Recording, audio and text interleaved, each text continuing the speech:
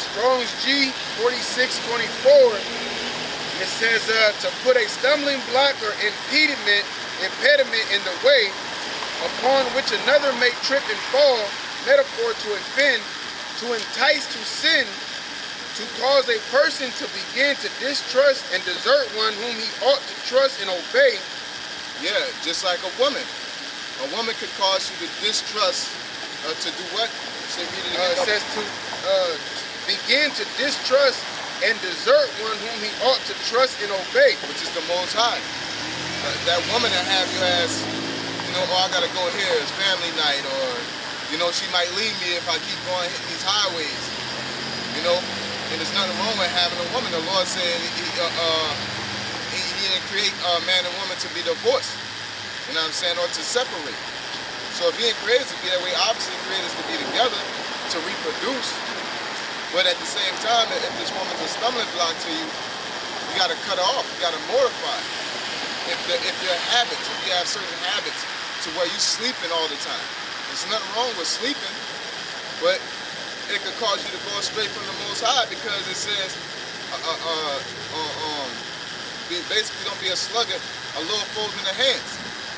You know what I'm saying? So if you're getting that sleep demon, you're supposed to reassess yourself and mortify that. Sit there and say, okay, what is my diet?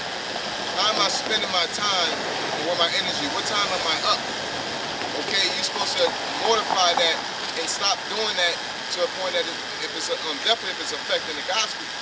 And really everything, if you're sitting there saying, well, I want to be the best I can be within Yahawah, Bahasham, within the ministry Yahawah, and you're falling asleep half the day or in odd times of the day, and you don't really consider that something, you know what I'm saying? Especially if you're not an apostle, or you're not performing at an apostle's level, it should always be something to say, like, I could do this better, I could do this better, I could fix this over here, I could do that better.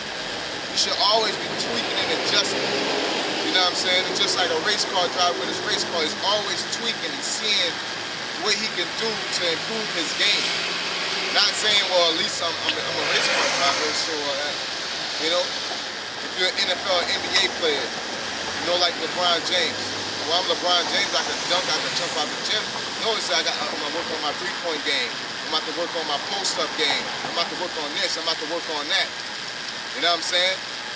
Instead of being that Blake Griffin type of guy to where once your dunks go away, you're gone.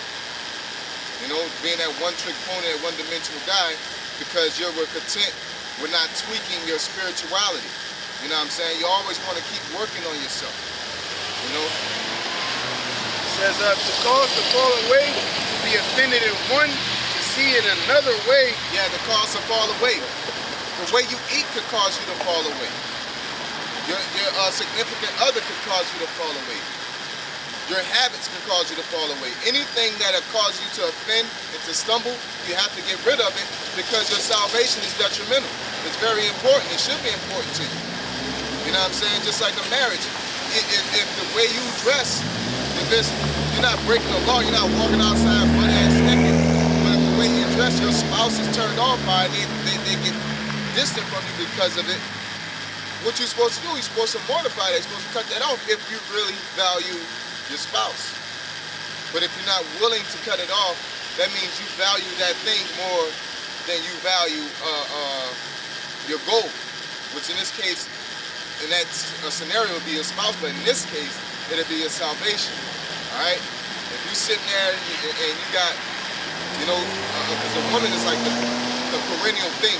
You got all these women, and you're studying, you're lacking on precepts, you're not as quick with the precepts, you're not spiritually connected to the point where a brother's talking and you know exactly what to get and how to coagulate with the Holy Spirit. The angels aren't ministering unto you how they used to. You know what I'm saying? Because only you and those angels know that. Only you and the Holy Spirit know that y'all kind of beefing. You know what I'm saying? Nobody knows that. You could be bringing out precepts that you just know out of habit and out of regurgitating. You know what I'm saying? But, there's a time, brothers can attest. Man, the spirit to be working, the scriptures to be popping in your head to the point you just in sync with brothers. you're so in sync that you damn to say things at the same time, or your brother be like, oh, I had that precept too. You know what I'm saying? To the point you would get there, you be on the highways and you just be in la-la land for a second, and then a brother mentions a thing and it sparks a memory bank, and you just pull out a precept based on what he said, but you're really just not there. You know? So it's that inner man, you know what I'm saying, that you're tweaking, constantly tweaking. It's easy to look on the outside and not shave your beard, eat a certain thing, but if you're not there spiritually, then that's the thing that you got to constantly work on, because when the time comes of Jacob's trouble, that is what's going to be tested. You know what I'm saying? The Lord ain't going to test how much you can pay tights in time of Jacob's trouble. You know, it's tight time. Let's get it. Let's see if you can tight it out in this time of affliction. The Lord's going to be like, can you have faith? All right? Can you have faith? Your family their lives are in jeopardy. Can you have faith to still believe in me throughout all that affliction? Right? That's what's going to be tested, your inner man. And you can't go like Apostle Gabar say, you can't go to a store and grab a cup of faith. You can't go to the store and grab a cup of inner man, you know what I'm saying, or do a cheat code and boost up your inner man. You know what I'm saying? You can play Israelite all you want and do a hell of a job at it, like Sabbath. But when it comes down to that inner man, and it's just the Lord, it's all about what you got within. That's a whole different ballgame, okay? And that Maccabees with the woman with the 7 kids, that showed, based off what you were saying, that was the inner man, you know? The inner man influenced the outer man. It's easy to do things as an outer man, as far as pay tithes, come out, hit the highways, say shalom, say the prayer, up and down, have all kind of knowledge, but it's a difference between like really being here, like with all your heart, you know?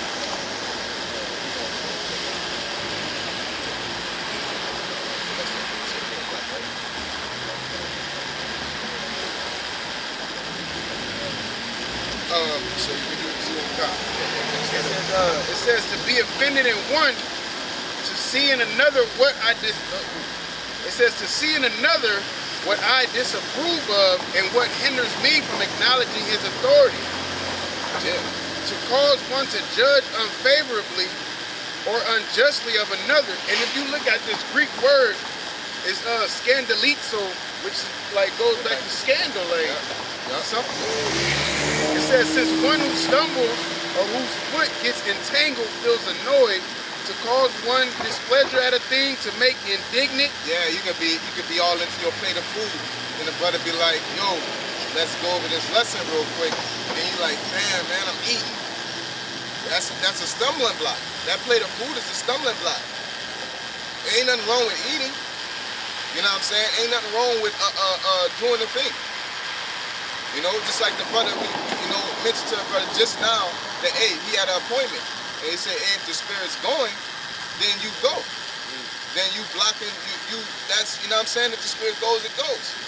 Have it go. But that's, if it offend you, basically if you can't control it to the point you're like, I gotta go. I must needs go. You know what I'm saying? And that's a stumbling block into you, because it's jeopardizing your chance at salvation, man.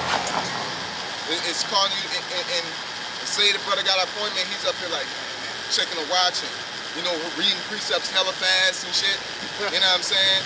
And hitting the commas and nothing. Hitting the commas, and your spirit, your inner man is disgusted to be out here, but he's reading, he's doing everything that you're technically supposed to do. That's you, brother. You know what I'm saying? When you're here, you gotta be, it's constantly working on your inner man. That's why you work out your own salvation, because we all got our inner battles that we gotta achieve and tweak, that nobody can sit there and say, like, have you been working on your inner man today? Or, brother, you need to work on your inner man. Nobody can see that.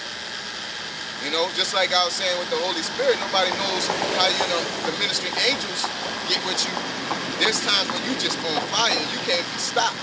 You know what I'm saying? The angels like, they pull out this, pull out that, they say this, do this, move like this. But then there's a time it's a gap where it feels like you just intoxicated and you just can't put things together. You know what I'm saying? It's like you're being high. You know, because that's why Scripture says be sober, makes you be clear-headed, so you can have the Holy Spirit resonates with you. So when we are making a move as a camp and we're flowing, and you're like, oh, I didn't know this, that means your spirit ain't there, man. I don't give a damn if you come and show up or do whatever. If we are flowing in a certain way and you're like that odd man out, you should be like concerned, like why am I not with the flow of this thing? You know? That's how the Holy Spirit, and it ain't about like getting up and going when a person says, do this, do that. You're supposed to already be in that energy, like I'm ready to go. And the brother's like, let's go. Like, yeah. That's how the Holy Spirit works. You know? Because it said to make indignant, be displeased, indignant. And that word indignant says feeling or showing anger or annoying at what is perceived as unfair treatment. So like the plate of food, you know? Hey, I can't eat my food, or you just feel like you come up with a good ass reason. I gotta go to work, or I gotta do this, and I ain't eat all day. You know what I'm saying? Or you falling asleep, and you're like, I ain't sleep all day, or you don't know what I go through. It's like you're feeling an annoyance. You know what I'm saying? And if you, that's a stumbling block. Yep. It's a stumbling block for your growth. And all of this, like that's why, like the brother was just mentioning, you gotta be in tune in the spirit. Because if you off, you ain't gonna realize what's really going on, and you gonna feel that indignancy. You gonna feel like things is unfair. Then what does that cause? Strife. Then the Lord gonna say, I never knew you, because you was never there. You was never really there. Just because you're physically there doesn't mean that you're really there. And I want to get this real quick because I've been holding it. 1 Peter chapter 4, verse 7, it says, but the end of all things is at hand. Be ye therefore sober and watch unto prayer. And above all things, have fervent charity among yourselves, for charity covers the multitude of sins. Use hospitality one to another without grudging. You see? Because you can show hospitality, but if you do it with grudging, then it nullifies that hospitality. You might as well just not do it and just be a blatant nigga about it, just take your L. Instead of trying to save face and say, man, I don't want to be seen as a nigga, to man. Because you're doing things, at that point now you're doing things for eye service of men. That's why I said your relationship in this ministry needs to be strong with Yahawashi, and Yahawashi deals with the inner man, even though the inner man is projected by the outer man. You know, you can have nothing. They say, I ain't got nothing, brother. You know what I'm saying? Like, help me out. You know, type of deal. Or, hey, brothers come in and you showing love, man. You know, and you doing it with happiness. You're doing it because, like, I'm doing something for a brother. That brother's hungry. That brother needs this. You know, because charity does what? Covers a multitude of sins. And guess what? We all sinners. So, not grudging charity, not doing it because the Lord said do it, but because it needs to be done. It's a pleasure to take care of another brother. That's why you should do it. And the Lord, that's a relationship. And if you got a problem with that, then you go talk to the Most High. Like, Most High, I got this demon on me of grudging or wanting to show love to brothers, man. And it may be a stingy demon. It may be a nigga at the table, man. You say, man, you know how you get groceries when we was young? You know, we all grew up in a household with multiple kids. And that 12-pack of cold drink come in, and you go and hide it. You go and hide you one or two because you feel like people are gonna run through it. You know what I'm saying? That's being grudging. That's not being charitable. You know, you're supposed to say, hey man, they need it, they need it. And when I need it, I need it. And you gotta trust in that. You know, you'll have something in your pocket, have some money in your pocket, but like, brothers that need something, and you got $30 and you just give them 10 because you feel like you're gonna need that 20 later. But that brother needed that whole thing. You know what I'm saying? At that moment. And you wanna hold back your bread, and then the Most High had triple the amount for you down the road. Regardless if you had anything down the road, you're supposed to give charity. Okay? So Ecclesiastes chapter 12 and verse 2, it says, do good to the godly man, and thou shalt find a recompense. And if not from him, yet from the Most High. That not from him, but yet from the Most High. You know what I'm saying? But you're supposed to just do good unto the godly man just off the muscle, man. brother say he hungry. The brother say he tired. You know what I'm saying? The brother says anything around that ballpark indicating like, yo, you know what I'm saying, I'm in need of this. Now, you don't sit there and overextend yourself beyond your means, you know, to the point that you become, that brother is overmastering you, because Jay can get like that, you know? But at the same time, you become available for a brother, man. And if he does overmaster you, the Most High take care of it. You know, the Most High ain't gonna let you sit there and give somebody something being charitable, and you lose out with it, and then the Lord is saying, you know, yeah, you was just being dumb. Unless you give it to ungodly, man. You know? Because we're supposed to be our brother's keeper, those that fighting the same fight that we fight. So it shouldn't, like the brother's going into, it shouldn't be an issue. And if it is, then Most High ain't dealing with you, man. Yeah, but you know, I know we're talking about charity and things, but it's really what we're talking about is the inner man, the type of person you are while you're doing these actions, being on the highways, because this charity too giving you the gospel. You know, freely we receive, freely we give. We're not out here trying to tell you off. We're not out here trying to chew you out. We're not out here, you know what I'm saying, basically if you don't know something that we feel some type of way towards you or something like that. You know, just started telling the brother the other day, man, you being wrong is so what, man? Like, what are you here for? Are you here just to look like you right all the time, or are you here to grow? You know? Like, you're gonna be wrong. How the hell are you gonna start that thing off? You ever worked a job and went anywhere? You go to high school and you know what all the classes are? You know, why don't you stop and ask somebody? Even if that person's like, oh, you don't know what that class is? It's right there. Even if it's right there, now you know. Like, you know, just fuck the embarrassment of looking a certain type of way. Are you growing within? You know what I'm saying? Because when you know, if this brother, I'm relying on his righteousness, and I'm relying on his actions to influence and make me look good. You know what I'm saying? Same way, if he were to leave, and this brother were to leave, I'm on the highway by myself and I suck ass. No precepts coming out, no edification. That's basically what the inner man is, man. You know? I'm gonna make her right now. That's a nigga woman, got it. It's the book of 2 Corinthians chapter 4 and verse 16. It says, for which cause we faint not, but though our outward man perish, yet the inward man is renewed day by day. The inner man is renewed day by day. When you're renewed, you become anew, you grow. Inner, you know what I'm saying? They ain't talking about I learned the new precept today. No, do you understand that precept? Because when you understand the thing, it'll never leave you, man. You know, it's like riding a bike, man. But when you read something, you're like, I learned this, and you're really not learning it for inner, you know, just like we went over Judah. When I went over the book of Judah, I'm trying to understand why this book is here. Why this book written. The Lord got this. You know, the Lord don't make no mistakes. We got the books that we have for a reason. You know, everybody want the book of Enoch, the book of Jasher, and all. No, we got these books for a reason, and it's all we need. And the Lord knew that. I asked you why was the book of Jude written, you know, from what you read. Because reading it, you know, you can answer, you know. Why was the book of Judah written? Yeah, what did you get out of it? What did Judah get out of it? Judah was written, well, for one, for historical purposes. So Nebuchadnezzar, and for historical purposes on what Nebuchadnezzar was doing and why Nebuchadnezzar wanted to go against the nation of Israel.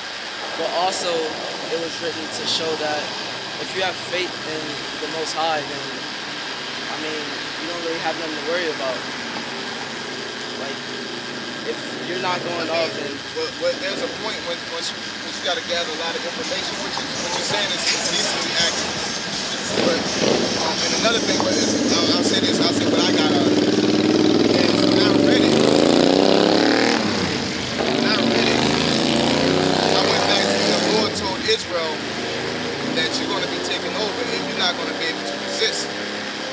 You know what I'm saying? And when I'm reading it, I'm realizing depths, the things that was happening when Nebuchadnezzar went out to these other nations, including Israel, and asked for help to take down Arphaxad, and they said no. I said that was a cap. The Lord let that happen, let Israel say no too, so Nebuchadnezzar could get pissed off and take them down too, because ultimately what Nebuchadnezzar did, he sacked the temple. He was the first person to destroy the temple. So that put the spirit on Nebuchadnezzar to turn his radar on Israel, man. And we couldn't resist. And another thing is that it shows how we were spiritually at a low point, that Judah had to give us relief, man. You know? So, go ahead. I was gonna say it doesn't make her a super prophetess and all that, but the Lord used her. Just as when you read in the book of Judges, you know what I'm saying? They had a woman in there, but she was, you know, listening unto her man. You know what I'm saying? At the end of the day, who was that? Yeah. You know, yep, the rock, yep. You know, like the Lord does what he wants. You know what I'm saying? That could be a stumbling block to some, but some it could be edifying, man. Yeah, like at the end of the day, that's what when you read, you get that. And then you get the historical, like I said, you understand why Nebuchadnezzar was moving how he was moving. It wasn't like he was a king. Because when I read it on the shallow note, it was like it was a king. This dude was strong and he just wanted to fight everybody. You know, it's like, no, this dude was, the Lord put a spirit on him and chain reactions are happening. Why he did this. I totally understand why Nebuchadnezzar was moving and going to war with all these people the way he was going to war. Same thing with Alexander. Or there was a white dude, an Edomite, that was just kick ass at war and he just moved this way. What type of mentality did he have, man? This dude wanted to change the world, man. That's the mentality. That's why he moved the way he had a whole different agenda. He didn't just want to go to war because he liked to fight. He was trying to change the world, man. Okay?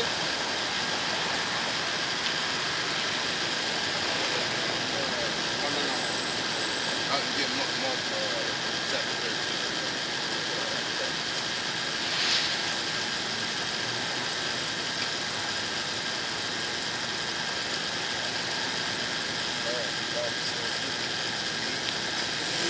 This is Mark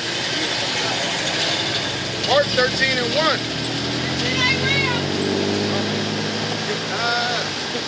That's a big one.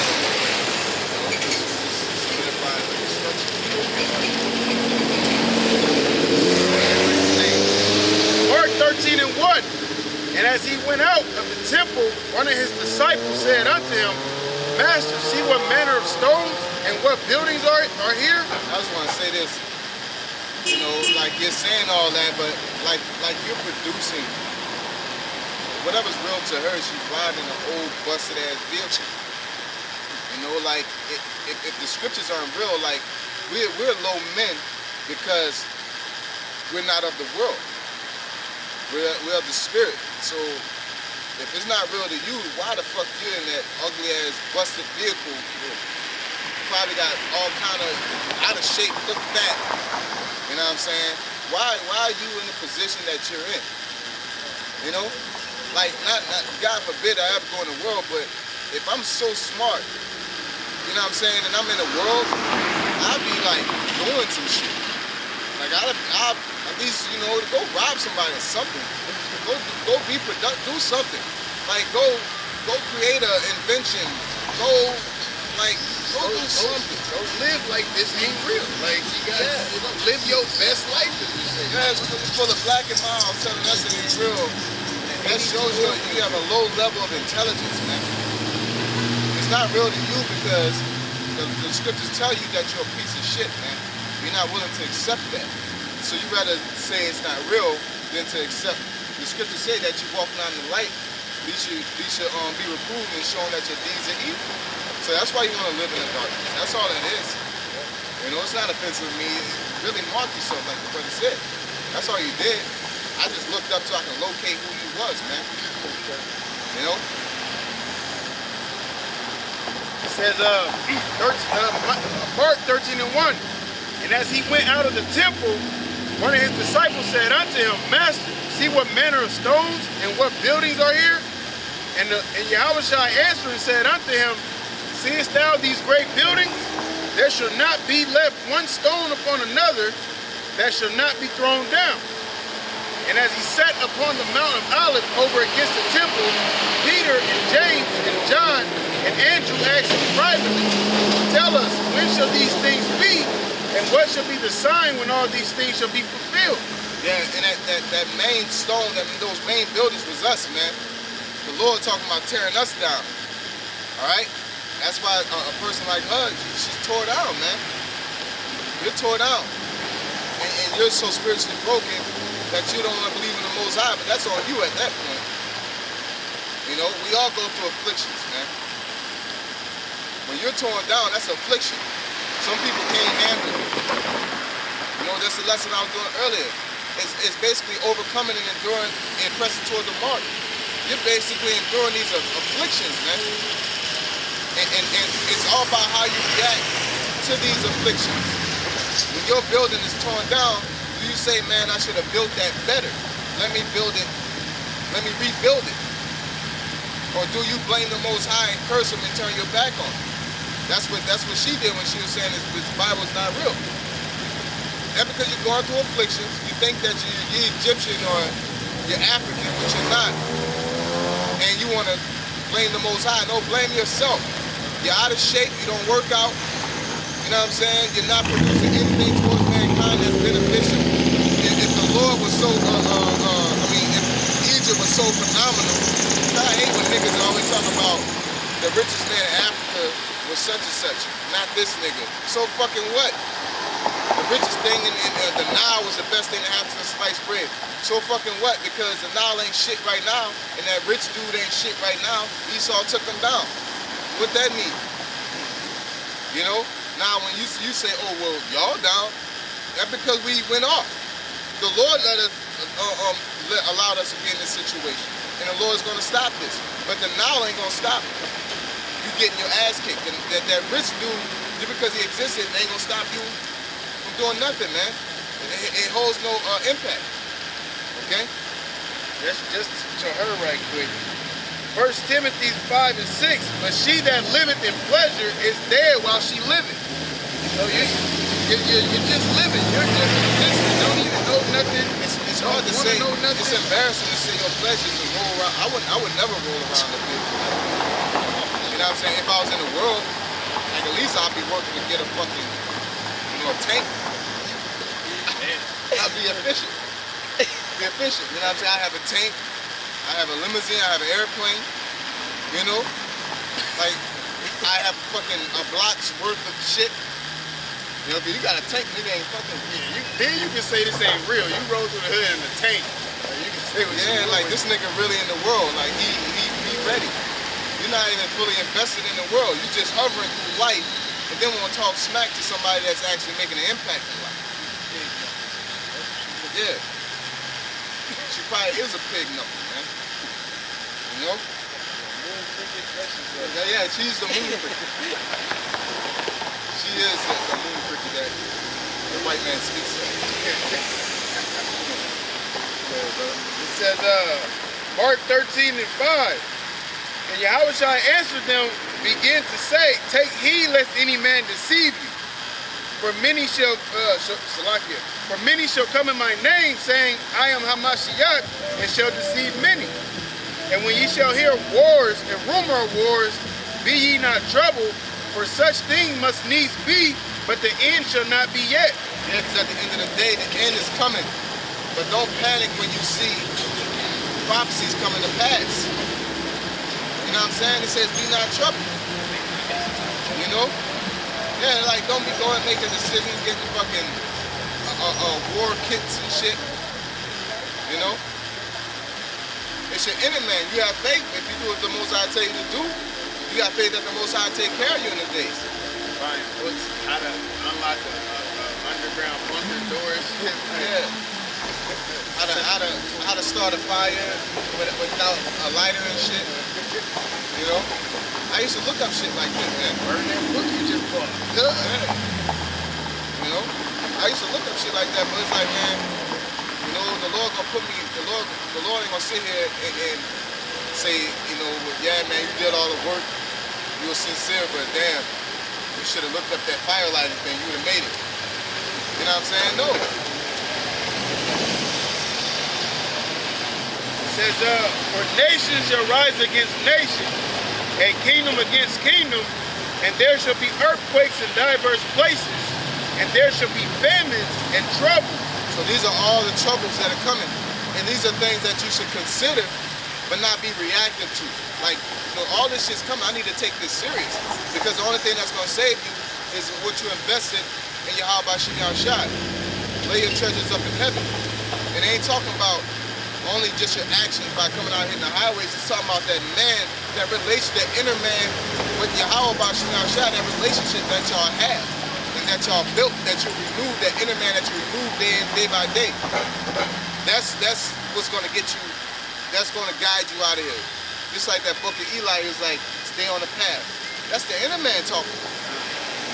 That's the ministering spirit, that's the Holy Spirit, and his inner man talking. Because the flesh said, I need to go out and save this woman. And this couple, man. But the inner man talking to him and say, stay on the path. You know? These are the beginning of sorrows. But take heed to yourselves, for they shall deliver you up to the council, and in the synagogue ye shall be beaten, and ye shall be brought before rulers and kings for my sake, for a testimony against them. Yep. So that's what happened to the apostles at that time, the disciples at that time, and that's what's going to happen to us, man. You know what I'm saying? It's happening to us. You know, we're brought and we're beaten, we're scored, we're hated. But we're in a testament, because no matter what happened, we still hold our integrity toward the gospel, man. Okay? And yeah, like Job's woman told him, you know what I'm saying? Yeah, do you hold your integrity even though you're going through all this? And Job says, shall we receive evil from the Most High and not good? I mean, shall receive good from the Most High and not evil? A lot of y'all, as soon as y'all receive evil, you think that's not of the Most High. When you're walking a pile of doo-doo, man, spiritually. The Lord just blessing you here and there, but then something bad happens to you, you think, oh,